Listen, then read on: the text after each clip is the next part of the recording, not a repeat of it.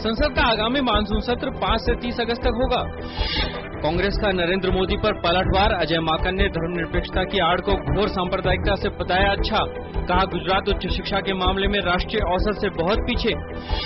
यशवंत सिन्हा ने राजनीतिक वर्ग को सतर्कता से बोलने की दी सलाह। कहा भाजपा को भ्रष्टाचार और महंगाई जैसे जनता से जुड़े मुद्दों पर देना चाहिए ध्यान।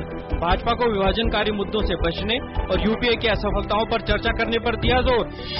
उत्तराखंड में बीते माह आई प्राकृतिक आपदा में 5000 से ज्यादा लापता लोगों के परिजनों को सरकार कल से देगी आर्थिक राहत। राज्य सरकार लापता लोगों की तलाश रखेगी जारी। भाजपा ने की राहत और पुनर्वास कार्यों पर श्वेत पत्र लाने की मांग। पश्चिम बंगाल पंचायत चुनाव के दूसरे चरण में हिंसक खबरों के बीच दोपहर 3 बजे तक 60% मतदान की खबर। 3 जिलों पूर्वी मिदनापुर, हुगली और वर्धमान में मतदान जारी। रिजर्व बैंक ने अपने ग्राहकों को जानिए और मनी लॉन्ड्रिंग रोधी नियमों के उल्लंघन के मामले में आज state bank, Punjab national bank और यस बैंक सहित सार्वजनिक एवं निजी क्षेत्र के 22 बैंकों पर 49.5 करोड़ रुपए का जुर्माना लगाया। जून माह में मुद्रास्फीति की दर बढ़ी, महंगी सब्जियों और फलों के कारण बढ़ी महंगाई, वहीं डॉलर के मुकाबले रुपए में कुछ सुधार। शेयर बाजार बढ़त के साथ हुए बंद। सेंसेक्स 76 अंकों की तेजी के साथ 20,034 पर, तो निफ्टी 22 अंकों की तेजी के साथ 6,031 पर हुआ बंद। राजस्थान के बाड़मेर जिले में उतराई में आज प्रशिक्षण उड़ान से लौटने के बाद उतरते समय भारतीय वायुसेना का लड़ाकू विमान MiG-21 दुर्घटनाग्रस्त। इस हादसे में पायलट की मौत।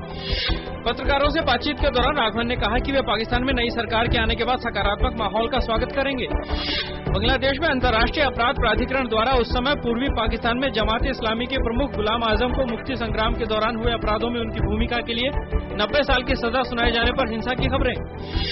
चीन की आर्थिक वृद्धि दर में अप्रैल से जून तिमाही में गिरावट दर्ज की गई। ये लगातार दूसरी तिमाही है जब देश की आर्थिक वृद्धि में गिरावट दर्ज की गई है। पिछले जनवरी से मार्च के महीने में आर्थिक वृद्धि दर 7.7% दर्ज की गई, जबकि इस वर्ष इसी तिमाही के दौरान ये गिरकर 7.5% रह गई। नेपाल ने साल 2013-14 के लिए 517 बिलियन नेपाली रुपए के बजट की घोषणा की, जिसमें से 16 बिलियन नवंबर में होने वाले विधानसभा चुनाव के लिए रखे गए हैं। बिजली के संकट से जूझ रहे देश में विभिन्न हाइड्रो पावर प्रोजेक्ट लगाने के लिए भी बजट में किया गया है प्रावधान। बगदाद में रोजा इफ्तार से कुछ देर पहले हुए विस्फोटों में कम से कम 28 लोगों की मौत और दर्जनों लोग घायल। योजनाबद्ध तरीके से किए गए हमलों में पहले दिन उत्तरी हिस्सों में गोलीबारी हुई, जिसमें 6 लोगों की मौत हो गई। रमजान के पाक महीने की शुरुआत के बाद से देश में हिंसा में आई है तेजी।